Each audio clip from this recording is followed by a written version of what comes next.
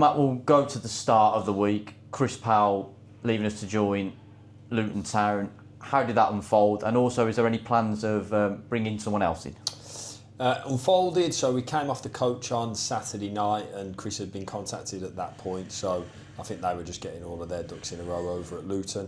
I think Chris was he was a little bit hesitant because he recognised that. I don't think Chris in that moment, he was enjoying himself, is what I'll say, but of course it was a great opportunity for him and his family to take that on, and with the nature of it being interim, I completely respected and understood his decision on that. So yeah, it goes with our best wishes. A wonderful person. We had a great couple of weeks with him, and yeah, somebody who I didn't necessarily know a month ago. I feel like I've gained another very good experienced ear for the future, whatever that looks like. So great guy, and we wish him the best there, and wish Jack the best there. And then in terms of bringing somebody else in, listen, we're looking. We want to make sure that we're fully stocked in the department, and clearly, obviously, with Gary going through his ankle operation, that's left a hole that we want to try and fill. Not a hole in his ankle. His ankle's nicely filled now. There probably still a bit of a hole in there. And on that, he's progressing really well. So that's good news from Gary's point of view.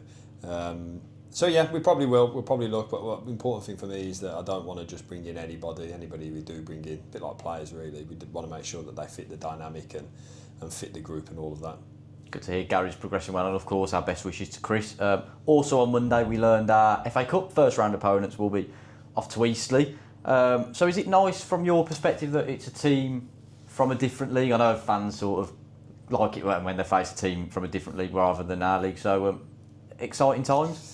Yeah, a great game. Scott just came into the club 4 or 5 games ago, and he's done great since he's come in. He did really well at Western-super-Mare prior to that, and strangely enough, he's become someone who I touch base with fairly regularly. So really good guy, and obviously we'll speak about that in the preview to that game when it comes. So yeah, one to look forward to when that does come around. But of course, we've got plenty of games in between that, and when we get to that week, we'll look to focus on that.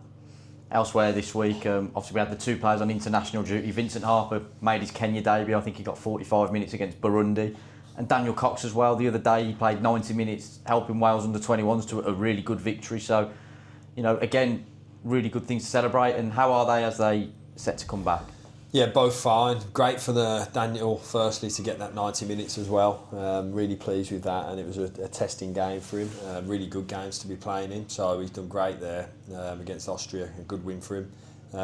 And then, yeah, for Vinny, yeah, so pleased for him in that, because like Vinny's family are all Kenyan. I don't know the makeup of who's living there still versus who's living over here, but it was quite a big moment for him to play for them. So we had it at previous times last season with things that really meant things to people, maybe not necessarily closely on our radar, and we probably get engrossed in England and Scotland and Wales and all of that for different reasons. But for Vinny to play for Kenya, that is his dreams come true to have played for him. So I'm so happy for him and for his family, and hopefully he got to share that first moment with them when he was over there. So yeah, looking forward to having him properly back, and looking forward to praising him and celebrating with him the fact he's got his first cap. Yeah, brilliant news. And elsewhere, how's the rest of the squad? And Harrison Burke obviously missed out the other day against Crawley. How's he progressing? Yeah, Harrison's coming along nicely. Got that whack against was it Bristol? Yeah, Bristol Rovers. Had to come off in the second half against them. And we're just nursing that through. Wasn't quite right for Saturday's game, but we'll have to see for this game. He's working as hard as he can to be fit for it, so fingers crossed he wins that race. The rest of the squad, all okay. And of course it's Barrow this weekend. They're 4 unbeaten, improving, good defensive record as well. So what sort of encounter are you anticipating with them? Yeah, it'll be a very tough game. We know it will be. Wingy's done a great job there, as we all know he will do. And he's got them now playing how he wants them to play. I think that was probably some of the stuff at the start of the season. They weren't quite the team that he wanted them to be at that point, but it takes stages, as we all know it does. So yeah, he's doing what we expect him to do. He's a class act. And we know it's going to be a very tough game, different sort of style again to what we faced last Saturday and what we faced the Saturday before, but a team who know that who they are. So I think that's important from that, to know that from our point of view. But of course, from our point of view, we just want to be us. We want to show who we are. The next game on our journey together, and we're just very much so looking forward to being in front of the supporters who, every time that you have a week away from them, you can't wait to be back at home. And I know the club have got a £10 offer on for the game. I know you're going to ask me about that. £10 offer on for the game. So yeah, I'd urge as many as can possible. How many have sold so far? Do you know? Around the 7,000 mark, getting close to that. Yeah, it's class, amazing. We had 6,000 of our fans in the last home game against Bristol. It was an unbelievable atmosphere for that game. To have 7+ for Saturday will be a massive thing for us. So yeah, please, as many as can, please buy them, and come down and make it as loud as possible. And of course, you mentioned him there briefly, but coming up against a good friend of yours in Andy Wing, I'm sure you'll put that friendship to one side for 90 minutes, but is there also a sense of pride when you sort of stood in the dugout next to someone who you've grew up with, and the sort of journeys and how far you've both come in your careers? No, yeah, well, there is. Like, he's a wonderful person. I've been very lucky enough to spend from the age of 4 until now as best mates, and somebody who we share so many stories together. And when our group of friends get together, we kind of retell all those same stories. So looking forward to seeing him on Saturday. I think most importantly, we're all very competitive people, and we're desperate to do well for our teams, and as he will be for them, we're desperate to do well for us. And after the game, it will be really good to get together again and support each other in the way that we always do for 44 weeks of the season.